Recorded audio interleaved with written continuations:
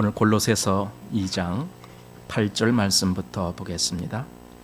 골로새서 2장 8절부터 23절까지 다 볼 수 있으면 좋겠는데 일단 우리는 15절까지 한번 같이 읽기를 원합니다. 8절에서 15절까지 자, 우리 함께 읽습니다. 누가 철학과 헛된 속임수로 너희를 노략할까 주의하라. 이것이 사람의 유전과 세상의 초등 학문을 쫓음이요 그리스도를 쫓음이 아니니라. 그 안에는 신성의 모든 충만이 육체로 거하시고 너희도 그 안에서 충만하여졌으니 그는 모든 정사와 권세의 머리시라. 또 그 안에서 너희가 손으로 하지 아니한 할례를 받았으니 곧 육적 몸을 벗는 것이요 그리스도의 할례니라. 너희가 세례로 그리스도와 함께 장사한 바 되고 또 죽은 자들 가운데서 그를 일으키신 하나님의 역사를 믿음으로 말미암아 그 안에서 함께 일으키심을 받았느니라. 또 너희의 범죄와 육체의 무할례로 죽었던 너희를 하나님이 그와 함께 살리시고 우리에게 모든 죄를 사하시고 우리를 거스리고 우리를 대적하는 의문에 쓴 증서를 도말하시고 제하여 버리사 십자가에 못 박으시고 정사와 권세를 벗어버려 밝히 드러내시고 십자가로 승리하셨느니라. 아멘.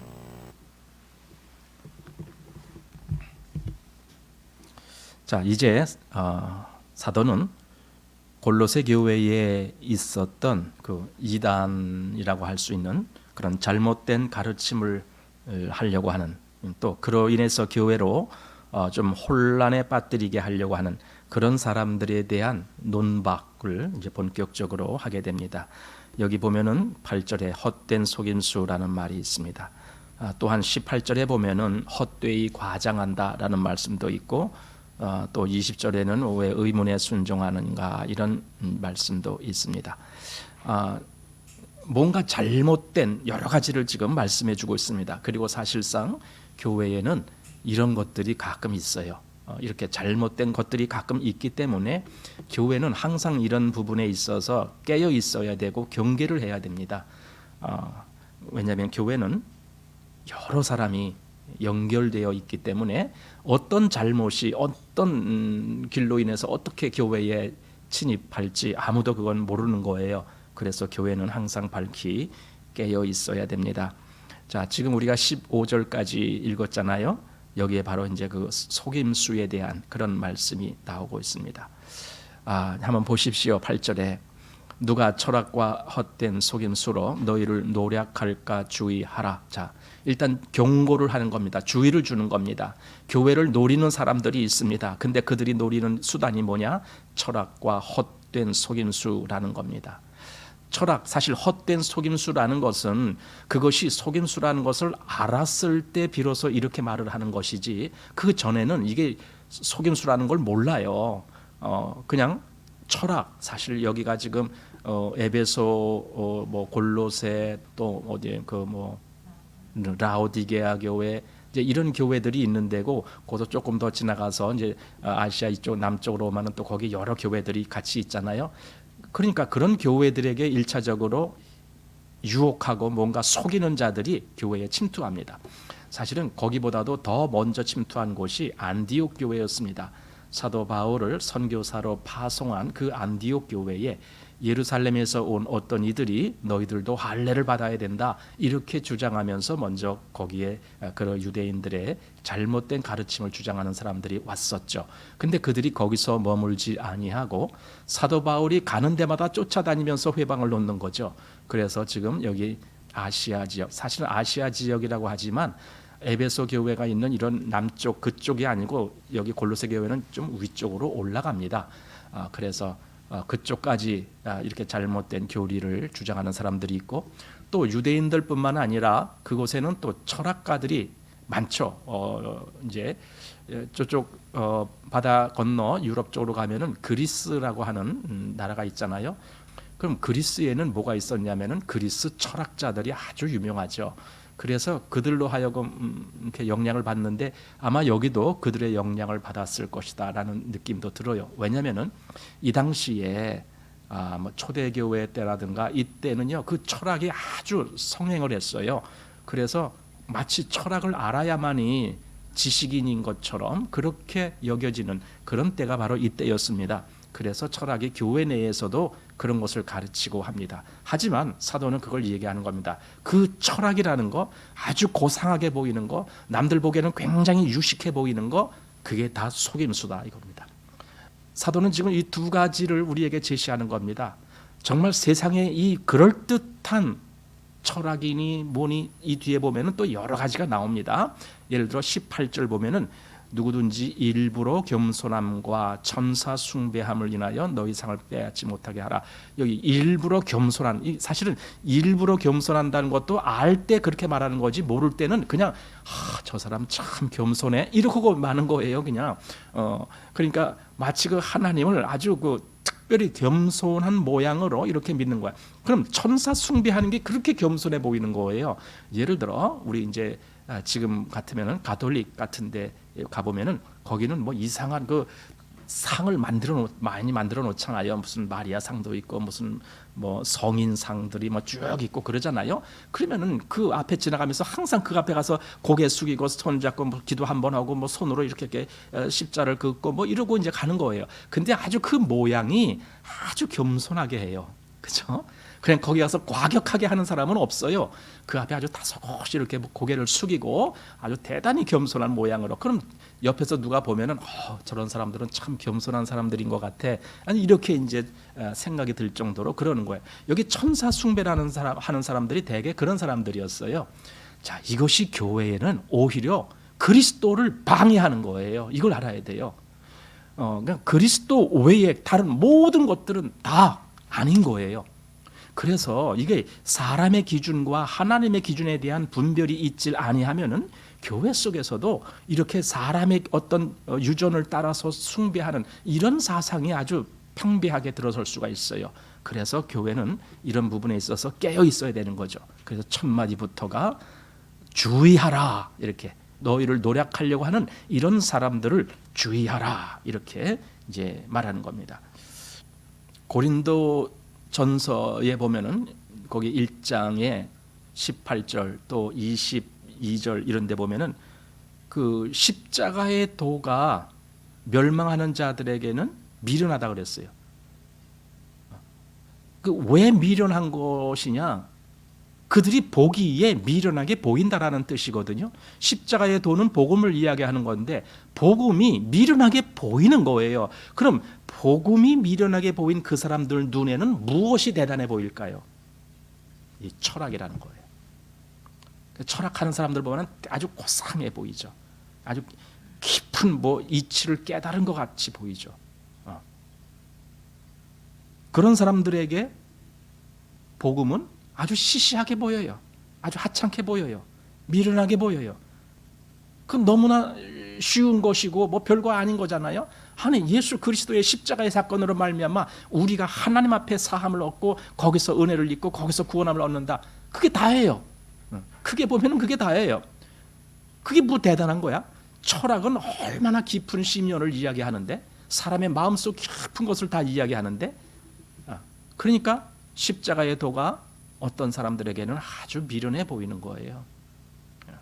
아마 여기 골로새 교회의 어떤 사람들도 바로 그러한 판단력을 가지고 있는 사람들이 아마 있지 않았을까. 그래서 여기 철학을 주장하는 사람들이 교회에 왔을 때에 그 사람들을 아주 추앙하는 거죠. 이 사람들은 대단한 사람들이야. 이렇게 하는 거죠. 그런데 사실 그리스도인에게는요, 그리스도 외에는 그 어떤 것도 무가치한 거예요. 빌립보서에서 사도 바울이 그렇게 말하는 거예요. 내게는 그리스도 예수를 아는 지식이 가장 고상하다라는 그 이야기를 하죠. 그래서 다른 모든 것들은 다 배설물로 여겼다고 그리죠. 나는 오직 그 안에서 발견되기를 원한다 그리죠. 그러니까 사도 바울의 말씀을 가만히 보십시오. 오직 그리스도예요. 그 외에는 아무것도 없어요.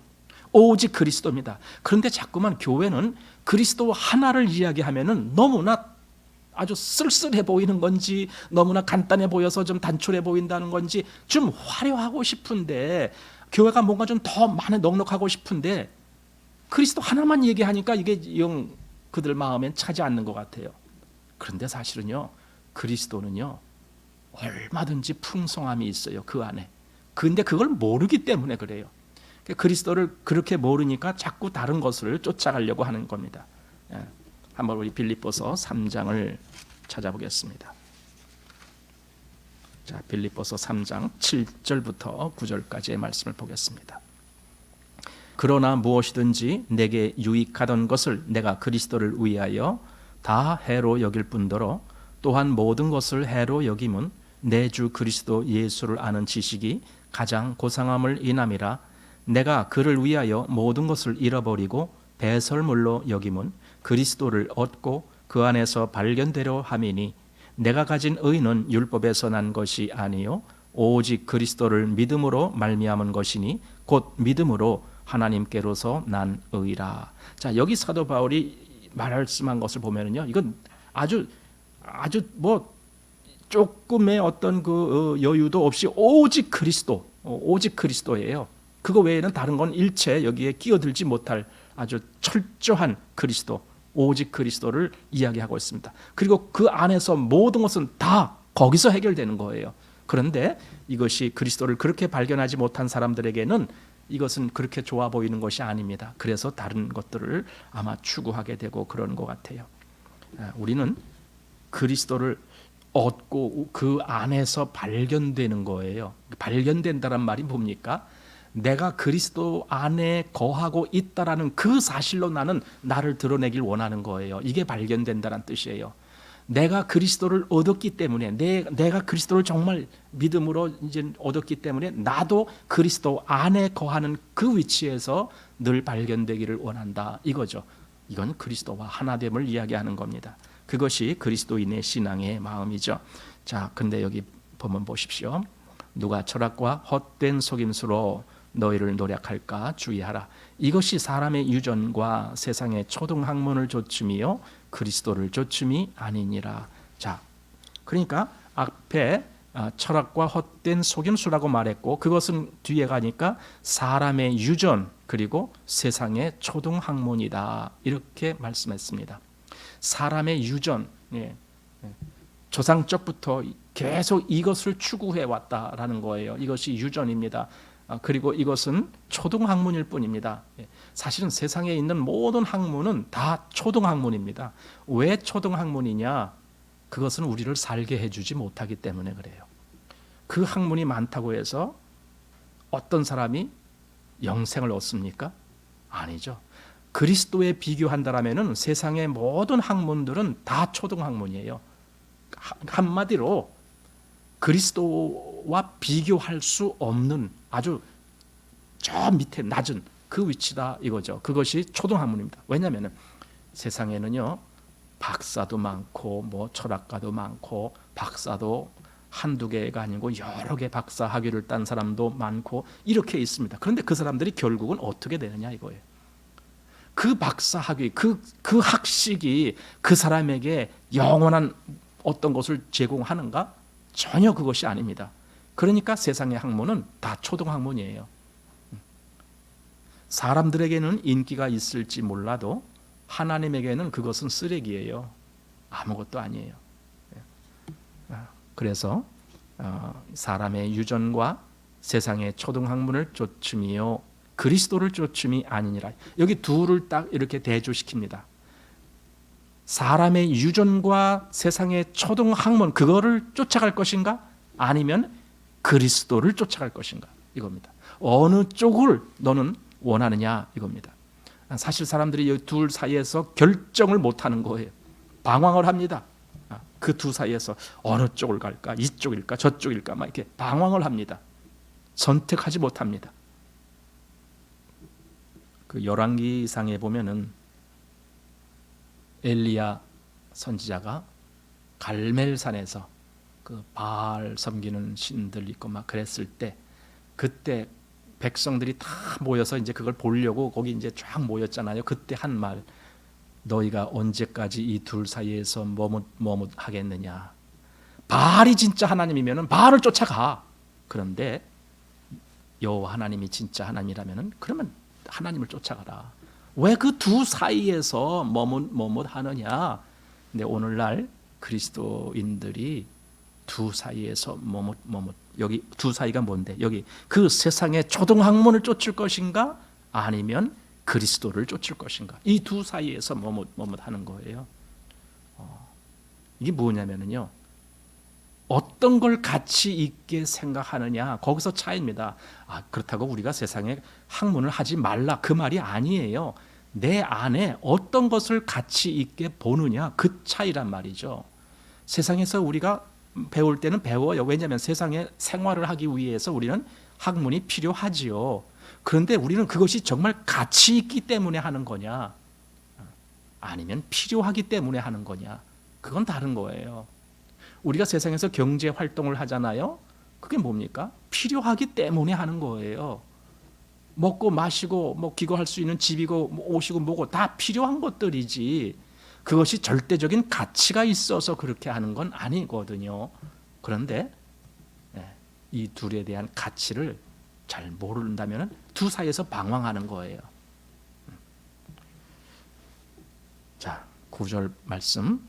그 안에는, 그러니까 그 앞에 그리스도를 쫓음이 아니니라 하고 넘어간 거기 때문에 이건 그리스도를 이야기하는 거예요. 그 안에는 신성의 모든 충만이 육체로 거하시고, 자, 여기 9절입니다.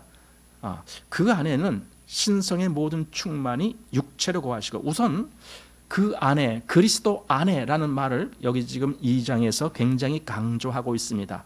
여기 보니까 지금 9절에 나왔잖아요. 10절에 또 11절, 12절 계속 그 안에 대한 내용이 나옵니다. 그리스도 안에 이 말입니다. 사실 그리스도인이 누구냐라고 말할 때 한마디로 말한다라면 그리스도 안에 거하는 자, 이거예요. 그리스도 안에 거하는 자. 근데 그거를 설명을 하려면 많은 설명이 필요하죠. 결론적으로는 단순하고 아주 간단하지만 설명을 하려면 많은 것이 필요해요. 그런데 여기 골로새서 2장에는요, 그 설명까지 되어 있어요. 거기 요 뒤에 나와요, 이제. 자, 조금 이따 이제 그것을 우리가 함께 볼 겁니다. 어쨌든 그 안에 이렇게 그것을 엄청 강조하고 있습니다. 너희도 그 안에서 충만해졌으니, 또 이렇게 말하잖아요. 자, 다시 9절. 그 안에는 신성의 모든 충만이 육체로 거하시고, 이렇게 말했습니다. 3절에도 이미 우리는 그 안에는 어떠한 비밀이 있는지 말씀했었어요. 3절 한번 보십시오. 그 안에는 지혜와 지식의 모든 보화가 감추어 있느니라. 그 안에는, 그리스도 안에는 모든 보화가 감추어 있어요. 지혜와 지식의 모든 보화. 그리고 여기 다시 9절에 와서는 그 안에는 신성의 모든 충만이 육체로 거하시고, 이렇게 말씀합니다. 사실 그 이단이라고 말할 때, 지금은 이단들이 아주 이상한 이단들이 많았지만은 초대교회나 또는 교회사를 통해서 볼 때에 이단들이 가장 많이 주장하고 있는 것 중에 하나가 그리스도의 신성입니다. 그게 무슨 말이냐면은 그리스도는 하나님이 아니다, 이거예요. 이렇게 주장하는 것이 이제 이단들이 아주 많았어요, 역사 속에서. 그래서 그 칼빈의 기독교 강요에 보면은 거기 이제 하나님을 말할 때 하나님 제 1권이 하나님에 대해서 계속 말을 하는데, 하나님을 말할 때 그 하나님은 그냥 한 분, 아버지 하나님만을 말하는 것이 아니라 삼위의 하나님을 얘기하여, 그런데 그리스도를 하나님이라고 말하는 것이 어떤 사람들에게는 이게 전혀 이제 납득이 안 되는 거예요. 그래서 이제 거기서 이제 이단이 나오는 거죠. 그리스도가 왜 하나님이냐? 그리스도는 피조물이다. 그러니까 지금도 그리스도를 피조물이라고 주장하는 그런 파들이 있죠. 무슨 여호와의 증인인가요? 뭐 이런데, 그런데 그리스도가 아직도 피조물이라고 그래요, 그들은. 그런데 여기 분명히 말씀하기를 어떻게 말씀했습니까? 그 안에는 신성의 모든 충만이 육체로 거하시고, 비록 그분이 그리스도가 육체로 오셨지만은 그 안에 신성의 모든 충만이, 즉 하나님의 그 모든 신성이 조금 더 부족함이 없이, 그 뜻이에요. 모든 충만이 바로 거기 거하고 있시. 그래서 그분은 하나님이신 거예요. 나와 아버지는 하나이다라고 말하실 수 있는 거예요. 그분이 그리스도이십니다. 근데 그 안에는 신성의 모든 충만이 육체로 거하시고, 그런데 더 놀라운 것은 10절입니다. 너희도 그 안에서 충만하여졌으니, 이 말씀입니다. 여러분, 이 10절 말씀이 얼마나 놀라운 말씀입니까? 그리스도가 충만하다라는 것은 우리는 그리스도시니까 충만을 하실 만도 하지, 이렇게 그냥 인정합니다. 우리는 잘 모르겠어, 하지만 그 정도는 내가 인정해 줄게. 그런데 이 10절, 너희도 그 안에서 충만하여졌으니, 이 말이 인정이 됩니까? 그러니까 9절을 인정하면은 10절은 자동적으로 인정이 돼야 돼요. 왜냐하면은 여기서 너희라고 말한 그리스도인들이 누구냐? 그 안에 거하는 자들이기 때문에. 또 교회로 본다라면은 머리인 그리스도에게 하나로 붙어 있는 몸인 교회. 그러니 머리는 충만한데 몸은 충만하지 않아? 그런 건 없어요. 왜냐하면 그 전체가 하나니까. 하나를 이루는 것인데, 머리와 몸이 하나를 이루는 것인데 거기에 충만함이 있다라면은 머리부터 발끝까지가 다 충만한 거지요. 그런데 따로 떨어뜨려 놓고 구별을 하면은 이건 안 되는 거예요. 그래서 너희도 그 안에서 충만하여졌으니 라고 하는 이 말은 우리 그리스도인들에게 너무나 아주 큰 선물과 같은 말씀이에요. 우리는 우리가 그리스도 안에서 충만하다라는 것을 좀처럼 몰라요. 내가 정말 충만한 자야, 내가 충만한 자야, 이걸 몰라요. 그래서 자꾸만 본인이 어떻게 생각하냐, 나는 충만하지 못해, 나는 너무나 허전해, 나는 아무것도 없어, 늘 이렇게만 보려고 그래요. 그게 아닙니다. 그리스도 안에서는 모든 그리스도인은 충만한 자들이에요. 문제는 그걸 그렇게 알고 믿느냐, 아니면은 그것을 모르기 때문에 믿질 못하느냐, 그 차이가 있을 뿐이에요. 모든 그리스도인은 그리스도 안에서 충만한 자들입니다. 그렇기 때문에 사도가 왜 이 말씀을 하느냐면요, 자꾸만 골로새 성도들, 물론 골로새뿐만 아니라 다른 성도들도 마찬가지겠지요, 자기가 그리스도 안에서 충만하다는 것을 알지 못하기 때문에 자꾸 다른 데 이렇게 기웃기웃거리는 거예요. 그 기웃기웃거리다가 결국은 만난 것이 뭡니까? 여기 철학과 헛된 속임수를 전하는 그들을 만난 거예요. 그래서 사도가 다시 일깨워주는 거예요. 당신들은 이미 그리스도 안에서 충만한 자들입니다. 왜 아무것도 없이 가난하고 헐벗은 자인 것처럼 다른 데다 구걸을 하고 있습니까? 그것이 아닙니다. 당신들은 다 충만한 자들입니다. 그걸 아십시오. 그게 이 말씀의 핵심입니다. 예수님이 충만하면 그 안에 붙어있는 우리도 저절로 충만해지는 겁니다. 요한복음 1장에 보면은 아무도 하나님을 본 사람이 없으되 아버지 품속에 계신 독생하신 하나님이 나타내셨느니라. 그러면서 말씀이 육신이 되어 우리 가운데 거하심에 우리가 그 영광을 보니 아버지의 독생자의 영광이요, 그리고 그 다음 뭐라고 합니까? 은혜와 진리가 충만하도다. 여기 충만이란 말이 나와요. 그분이 그런 분이에요. 그분은 충만한 분이에요. 요 앞에서 지혜와 지식의 모든 보화가 그 안에 아주 가득히 충만한 분이에요. 근데 나도 그 안에 있는 거예요. 나도 거기서 함께 있는 거예요. 나도 그리스도와 하나가 된 자예요. 그럼 나도 덩달아 그리스도의 충만함으로 채워지는 자예요. 이것이 비밀이죠. 놀라운 비밀.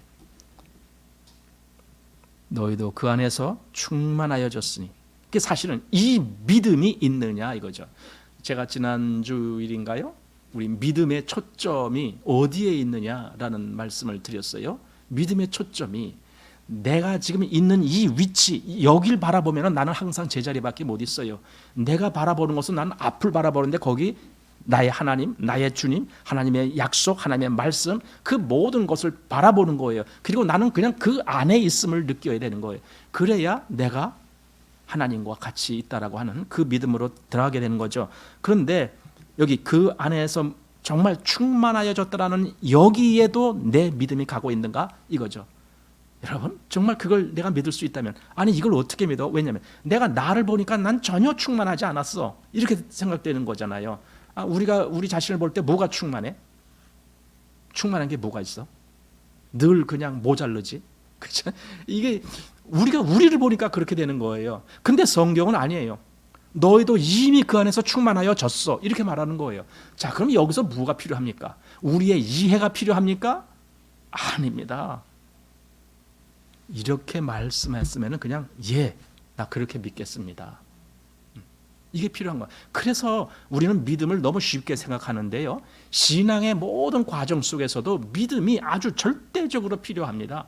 처음 내가 구원받을 때 그때만 믿음이 필요한 것이 아니에요. 신앙의 그 모든 단계마다에도 우리는 믿음이라는 것이 얼마나 필요한지 몰라요. 근데 가만히 보면은요, 우리는요, 믿었다라고 했지만은 성경의 이런 부분들을 너무 못 믿고 있었어요. 잘 못 믿었어요, 그런 걸. 그러니까 이런 말씀이 이렇게 있었음에도 불구하고 나는 전혀 이것을 내 것으로 받아들이지를 못하고 있는 거예요. 그런데요, 이제 나의 그 눈의 이 시각을 바꿔야 돼요. 이런 말씀을 믿을 수 있어야 돼요. 왜? 이 성경에 기록된 말씀이니까.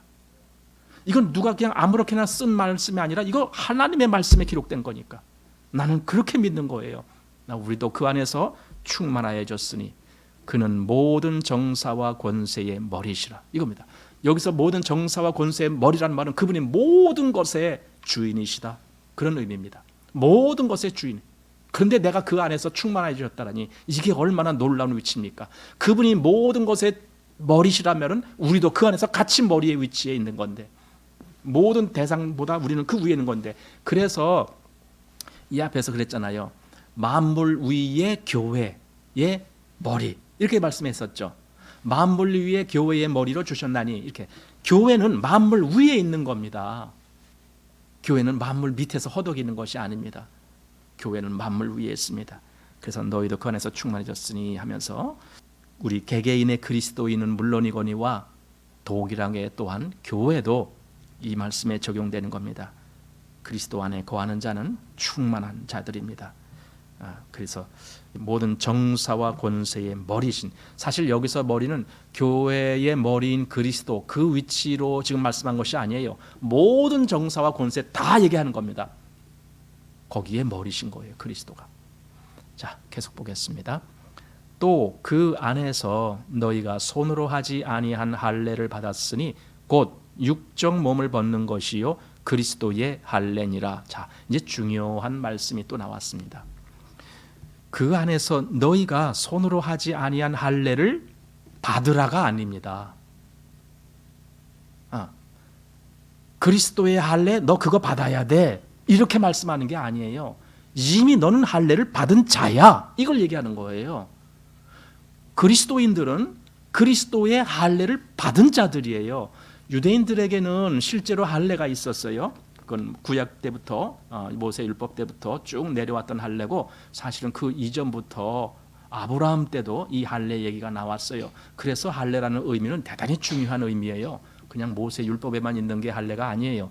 그래서 그 할례를 왜 하나님은 아브라함에게 할례를 행하라고, 또 그 자손들에게까지도 왜 할례를 행하라라고 그렇게 말씀하셨을까? 그게 뭐길래?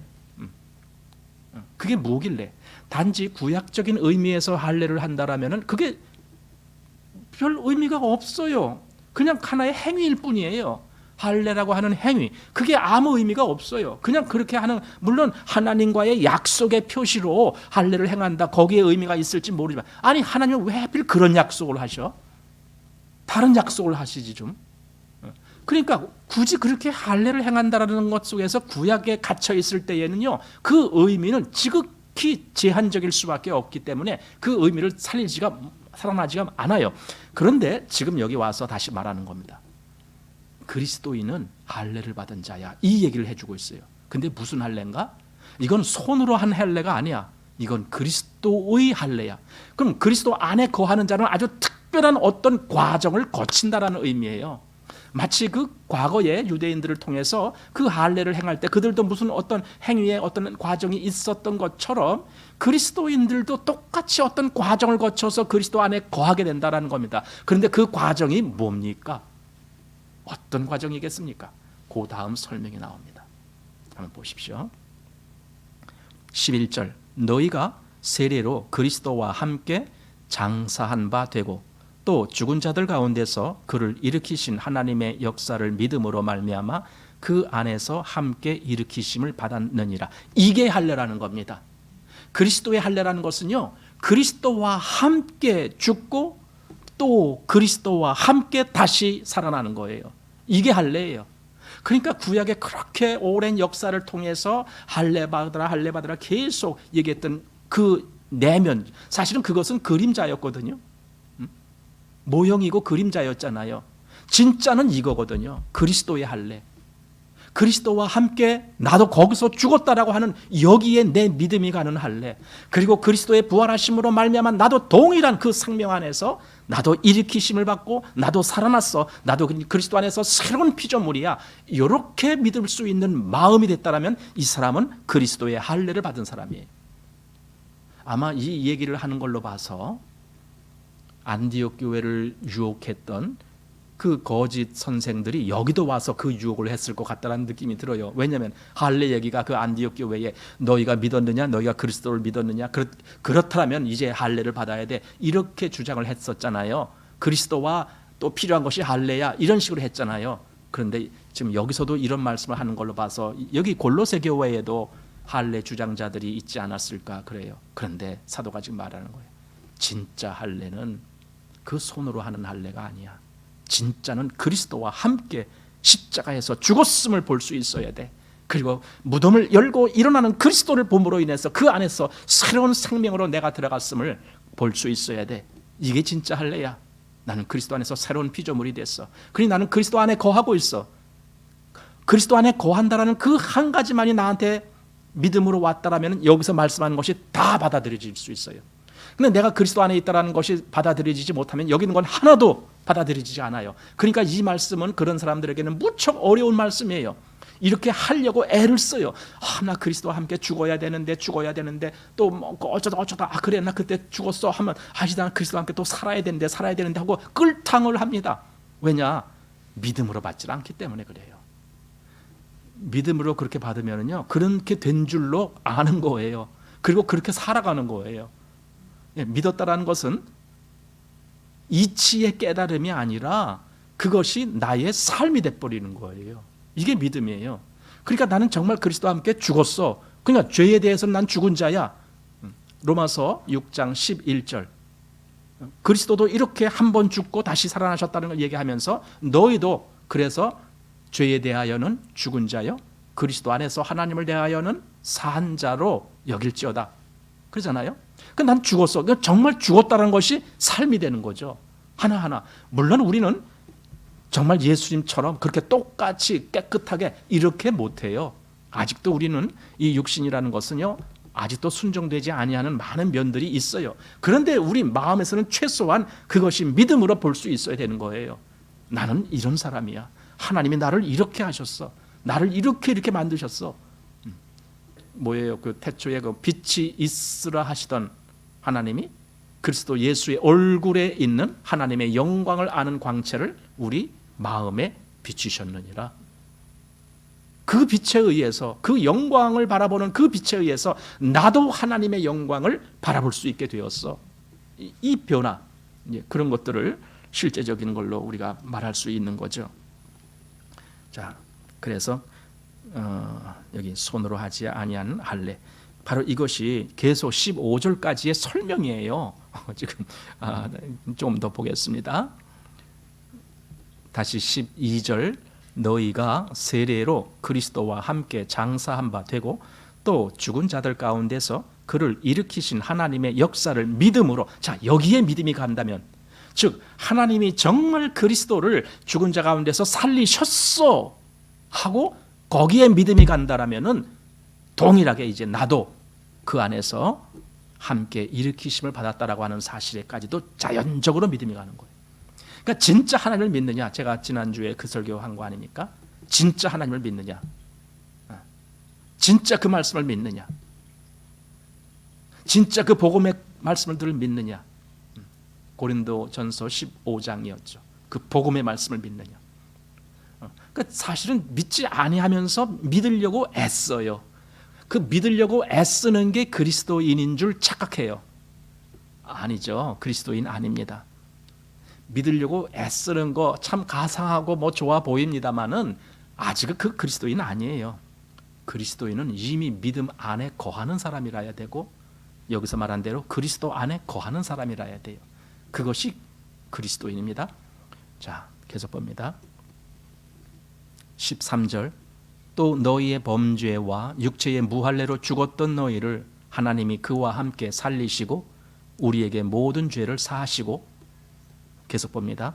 우리를 거스리고 우리를 대적하는 의문에 쓴 증서를 도말하시고 제하여 버리사 십자가에 못 박으시고 정사와 권세를 벗어버려 밝히 드러내시고 십자가로 승리하셨느니라. 이게 다 그 설명이 되는 거예요. 이게 정말 그리스도 안에서 손으로 하지 아니한 할례를 받았다는 것이 뭔가, 바로 이걸 얘기하는 거다.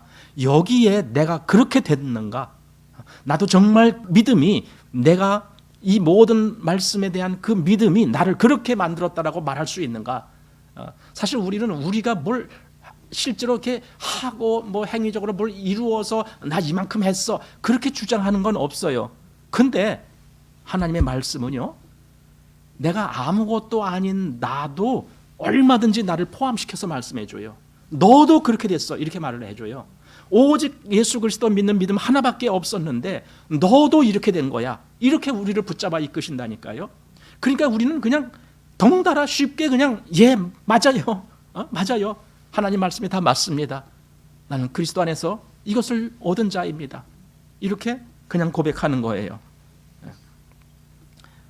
근데 여기 조금 한번, 여기 12절 이 중요한 말씀, 그리스도와 함께 장사 지냈어. 이게 바로 어떤 말씀으로 연결이 되냐면 세례라는 말로 연결이 되는 거예요. 자, 12절 다시 한번 앞에 보면 너희가 세례로 이렇게 되어 있습니다.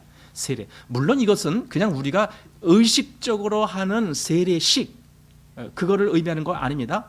물론 세례식에도 의미는 바로 이 의미가 담겨져 있어요. 세례식. 그래서 세례식을 했다라고 하는 의식을 거쳤다라고 끝나는 것이 아니라 그 세례를 받을 때에 그 사람 마음에 이 말씀에 합당한 믿음으로 소유하고 세례를 받는 것이, 그게 더 필요한 거죠. 그러니까 세례와 그 다음에 그리스도 안에서 이루어지는 참 할례, 그러니까 할례와 세례를 같이 연결해 주고 있어요. 의미적으로는 비슷해요. 할례나 세례나. 세례도 바로 그리스도와 함께 죽었다는 의미가 거기 포함되어 있고, 할례도 그리스도와 함께 죽었다는 의미가 거기 포함되어 있어요. 사실은 그리스도 안에서 죽어야 된다라고 하는 이 사실이 우리에게는 아주 구약 때부터 계속 가르쳐 주신 말씀이에요. 그리스도와 함께 죽어야 돼. 왜냐면은요, 육신이기 때문에 그래요. 왜냐하면 죄인이기 때문에 그래요. 왜냐하면 하나님과 원수지간이기 때문에 그래요. 이 모든 사실로 인해서 내가 그리스도 앞에서 죽음이라는 그 위치를 통과하지 아니하면은 나는 계속 하나님을 대적하는 자로 남게 돼요. 하나님이 우리를 처리하시는 방법은 십자가입니다. 우리를 구원해 주시는 것도 십자가지만 우리를 처리하는 것도 십자가입니다. 둘이 좀 다르지만은 동일한 십자가에서 그 모든 일이 이루어집니다. 예수님이 십자가에서 우리 죄를 위해서 우리를 얼마든지 죄에서 사함받고 건진받는 그 역사를 하셨다면, 이제 우리가 동일하게 그리스도의 십자가 안에서 같이 죽음으로 말미암아 나의 옛사람을 얼마든지 이제는 버릴 수 있는 그 위치로 나가게 만듭니다. 그 십자가는 그리스도의 십자가가 먼저였고 또한 나의 십자가가 되는 겁니다. 자, 그래서 여기 그리스도와 함께 일으키신다. 어떻게 일으키시느냐? 믿음으로 해요. 그러니까 신앙은요, 다 믿음이에요. 내가 처음 신앙 시작할 때도 믿음이고, 그때 내가 정말 구원받을 때도 믿음이고, 지금 내가 날마다 주님과 함께 동행할 때도 믿음이고, 내 안에서 정말 이 깊은 하나님과의 이 깊은 관계를 유지하는 모든 곳에 다 믿음이에요. 왜냐하면 우리에게 다른 것을 요구하셨다면 우리는 그거 못해요. 하나님, 나 이거 못해요. 요즘도 가끔 어떤 분들은 그런 얘기를 해요. 목사들이 그런 얘기를 하거든요. 뭐냐면 천번제를 한대. 솔로몬이 천번제를 하잖아요. 여러분 그거 보면은요, 그래요, 당신 참 대단합니다. 어떻게 천번제를 매일 하나님 앞에 제단을 쌓는다, 뭐 그런 의미예요. 뭐 그런 게 천번제. 그러려면 한 3년은 계속 하루도 빠지지 않고 계속 그래서 그 사람은 1000번째 할 동안에는 일체 어딜 가질 못해. 왜? 그냥 자기 교회에서 매일 하나님 앞에, 그러니까 제사 지낸다는 게 꼭 뭐 옛날 제사가 아니라 거기서 이제 예배 드리고 기도하면서 이제 그런 시간을 갖는다, 그런 의미예요. 근데 본인은 그걸 1000번째라고 스스로 거기다 의미를 그렇게 부여해요. 1000번째. 여러분, 만약에 하나님이 우리에게 계속 그런 걸 요구하셨다면요, 우리 참 고달픈 자가 돼요. 너는 1000번째를 드려야 나한테 올 수 있느니라. 그렇다면 참 우리는 고달픈 자가 돼요. 왜냐하면 1000번 999번까지 했다가 갑자기 배가 아파갖고 병원에 입원하는 바람에 제사를 못 지냈어. 그럼 다시 또 해야 돼. 이게 뭐예요? 그런 거 아니에요. 하나님이 우리에게 말씀하신 것은요, 단 하나예요. 너는 나를 믿으면 돼. 이거예요. 너는 나를 믿으면 돼. 그게 지금 여기 계속 나오는 거예요. 믿음으로. 여기 다시 한번 12절 중간에 또 죽은 자들 가운데서 그를 일으키신 하나님의 역사를 믿음으로 말미암아, 이거예요. 거기서 바로 그 역사가 일어나는 거예요. 그리스도와 함께 죽고 그리스도와 함께 다시 일어나는 그 역사는 믿음으로, 이렇게 되어 있어요. 자, 그래서 이것이 이제 그 할례와 세례의 의미입니다. 자, 한번 우리 베드로전서 3장에 보면은 세례라는 말을 우리가 생각해야 됩니다. 베드로전서 3장 21절 말씀을 보십시오. 물은 예수 그리스도의 부활하심으로 말미암아 이제 너희를 구원하는 표니 곧 세례라. 자, 여기서 이제 제가 주목을 하고자 하는 것은 너희를 구원하는 표, 이런 말이 있어요. 표, 물. 여기서 물은 물론 세례의 그 물을 의미하는 겁니다. 세례의 물. 다시 한번 여기 21절, 물은 예수 그리스도의 부활하심으로 말미암아 이제 너희를 구원하는 표니 곧 세례라 그랬잖아요. 그러니까 곧 세례라, 아니 구원하는 표래. 근데 아브라함에게는요 세례가 아니었어요. 아브라함에게는 할례였어요. 할례의 표를 주신 거예요. 뭐 너와 나와 그 약속이다. 그 약속의 증거로 너희 모든 남자들은 할례를 받아야 된다. 이렇게 하신 거예요. 약속의 표. 너와 나가 진짜 약속을 했다라고 하는 그 의미를 새기는 표. 그게 할례다. 근데 베드로 사도는 우리가 받는 세례가 그 동일한 의미 선상에 있다, 그 말이에요. 이건 우리의 구원의 표야. 하나님과 나와의 그 약속된 표야. 이렇게 되는 거예요. 그래서 세례가 있는 거예요. 그렇다면은 아니 왜 언제는 할례를 받아야 된다 그리고 또 왜 언제는 또 뭐 세례를 받아야 된다 그리고 도대체 왜 이렇게 바뀌었어? 예, 바뀐 거 아니에요. 원래 의미는 그냥 그대로 똑같습니다. 그리스도 안에서 함께 죽는 거예요. 그게 할례고 그게 세례예요. 그리고 다시 그리스도와 함께 일어나는 거예요. 그러니까 이것이 그리스도인들에게 진짜 있다라면은 여기 무슨 뭐 철학, 뭐 속임수, 뭐 유전 이런 걸 쫓아갈 이유가 하나도 없어요. 근데 이 믿음 안에 거하지 못하기 때문에 방황을 하는 거죠. 그래서 누가 조금만 와서 희한한 소리 한 번 하면 그게 진짜인가 쫓아가고 막 이러고 이렇게 되는 거예요.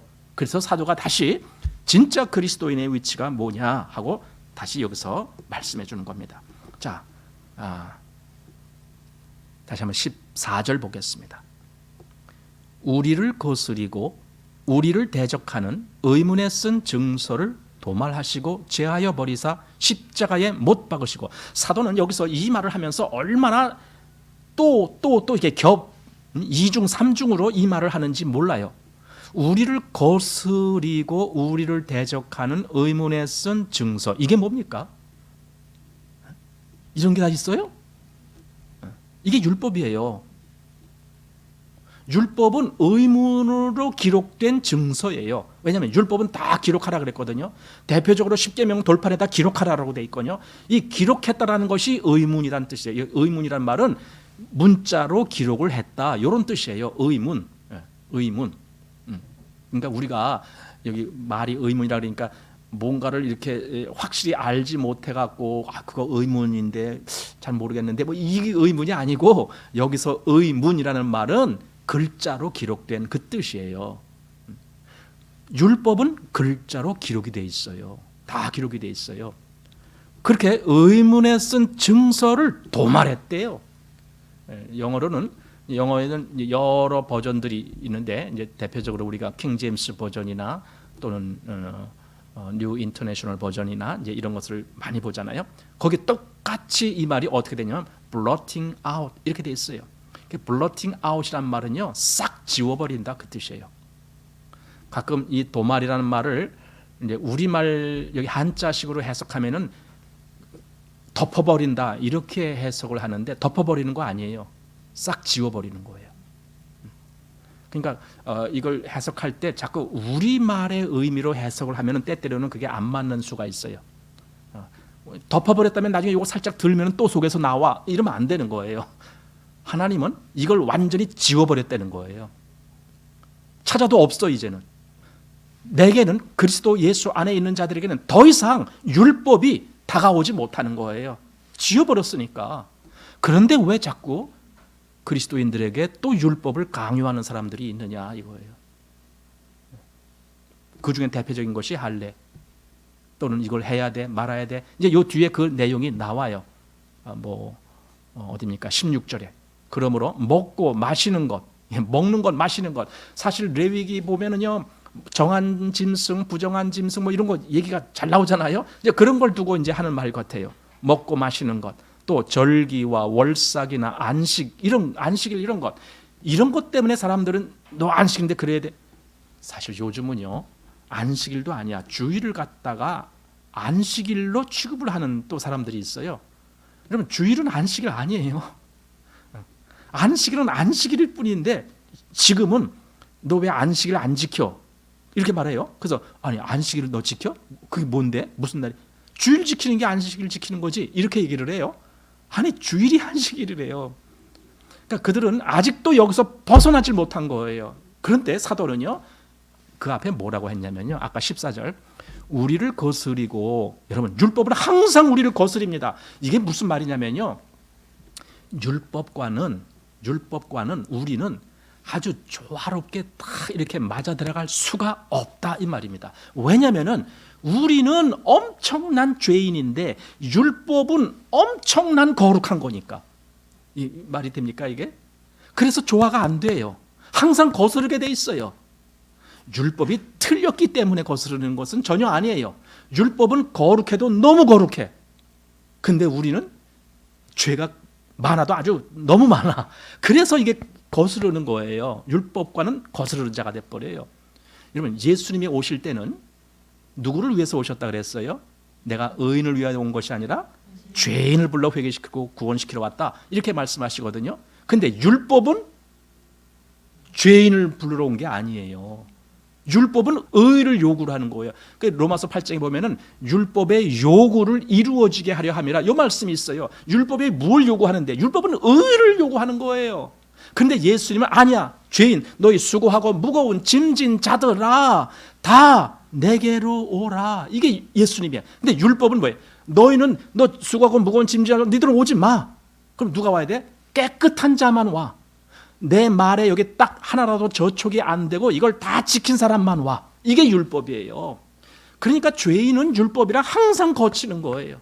그런데 예수님이요, 그걸 도말시켰다는 거예요. 그냥 도말시켰다 한마디로 하면은 사람들이 잘 미심쩍어서 잘 안 믿을지 몰라요. 그랬더니 그 다음에 뭐라 그러는 줄 아세요? 십자가에 못 박았느니라. 십자가에 못 박았다는 말은 거기서 사형시켰다 그 뜻이에요. 십자가에서 못 박는 거, 예수님이 십자가에서 못 박혀 죽으신 것처럼 십자가에 못 박으면 거기서 싹 죽여서 장사 지냈다 그 뜻이에요. 자, 그게 여기 나오죠. 다시 14절부터 보십시오. 우리를 거스리고 우리를 대적하는 의문에 쓴 증서를 도말하시고 제하여 버리사 십자가에 못 박으시고, 이거예요. 아, 그렇게 하셨군요. 그런데 왜 자꾸만 그걸로 다시 우리를 유혹하는데 우리가 획가닥 넘어갈까? 그건 니들이 잘못 알아서 그래. 니들이 확실히 몰라서 그래. 정말 그리스도와 나와의 관계에 대해서 너가 정말 믿음 안에 거하지 못하기 때문에 그렇게 미혹되는 거야. 그러니까 아까 시작할 때 뭐라 그랬어요?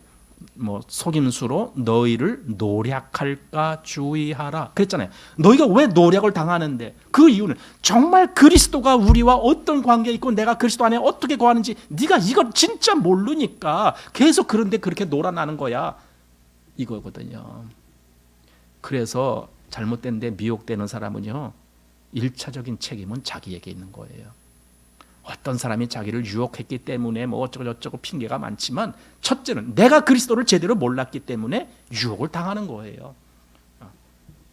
자, 그래서 정사와 권세를 벗어버려 밝히 드러내시고 십자가로 승리하셨느니라. 승리하셨어요. 그러니까 이게 승리했단 말은 결론이 났다 그 뜻이에요. 서로 이게 싸우는 거야. 그러니까 예수님하고 또 여기 율법하고 서로 이렇게 네가 옳은 거냐 내가 옳은 거냐 싸우는 거예요. 그랬는데 계속 싸움 중이라면 우리는 좀 더 지켜봐야 돼. 누가 이길까 지켜봐야 돼. 그런데 예수님은 어떻게 하셨어요? 승리하셨다. 결론 났다. 이건 싸우고 말고 자식이 없어. 이건 결론 났어. 사실 언제 결론 났느냐? 십자가에서. 거기서 결론 난 거예요. 거기서 승리하신 거예요. 그 승리의 표가 부활입니다. 다 결론 났어요. 그런데 왜 자꾸 이렇게 잘못된 논리에 빠져 들어가는가? 그러니까 사도는 그들이 잘못됐다라는 것 그것만 지적한 것이 아니라 근본적으로 어디서 잘못됐는지 왜 그들이 유혹에 넘어갔는지 그 이유를 다시 말해주는 거예요. 그것은 너희가 아직 그리스도를 진짜로 알지 못하기 때문에 그렇게 넘어가는 거야. 그리스도는 우리와 이렇게 하나가 됐을 뿐더러 우리를 거스르고 대적하는 그 모든 의문에 쓴 증서를 도말하고 십자가에 못 박아버렸어. 그게 그리스도야. 그리스도의 십자가를 볼 때는 우리는 그걸 같이 생각되는 거예요. 그러니까 이제 세 가지가 나오네요. 여기서 말한 그 모든 의문에 쓴 증서를 그거를 십자가에 못 박았다. 이것도 우리 생각해야 되고 그리스도가 우리 죄를 위해서 십자가에서 못 박히셨어. 그래서 우리 죄가 사함받았어. 이것도 해야 되고 세 번째는 나도 그리스도와 함께 십자가에 못 박혀서 그래서 더 이상 나는 죄의 종이 아니야. 이것도 생각해야 되는 거죠. 그게 십자가입니다. 그래서 우리는 내가 십자가를 어떻게 믿고 있느냐에 따라서 나의 신앙의 모든 위치는 다 바뀌는 거죠. 진짜 이 위치로 가야 된다. 사실 사도가 이건 어려운 걸 얘기하는 것이 아니라 믿음을 얘기하는 거예요. 우리가 믿는 믿음은 이런 믿음이야. 우리는 그리스도를 이렇게 믿는 거야. 그리스도가 우리의 모든 것이 되셨어. 나도 그리스도와 함께 죽었고 그 안에서 같이 살아났어. 이것이 진짜 세례이고 이것이 또한 할례의 의미였다. 여기까지 사도가 얘기를 하면서 그러면은 구약부터 이 모든 율법, 의문에 쓴 증서 이것까지 해서 예수 그리스도까지 와서 딱 결론이 났다. 여기까지 사도가 지금 말을 해주고 있는 겁니다. 자, 그래서 이렇게 말을 하는데 16절부터는 다음에 봐야 될 것입니다. 지금 다 못 보겠습니다. 시간이 없어서. 그런데 잠깐만 한번 생각해 봅시다. 이렇게 그리스도가 승리하셨는데 그런데 16절 딱 보니까 어떻게 너희는 절기나 월삭이나 안식일이나 이런 걸 가지고 거기에 미혹되고 하느냐 하고 다시 또 그들의 잘못된 그 어떤 것들을 지적해주는 그런 모습이 나옵니다. 그래서 이제 이 뒤에는 그렇게 중요한 내용은 아닙니다만은 골로새 교회 속에 있었던 오류, 잘못된 신앙 생활 이런 것들에 대해서 지적해주고 있는데 그것도 이제 다음 주에 우리가 보면서 같이 나누기를 원합니다. 오늘은 여기까지 해서 마치겠습니다.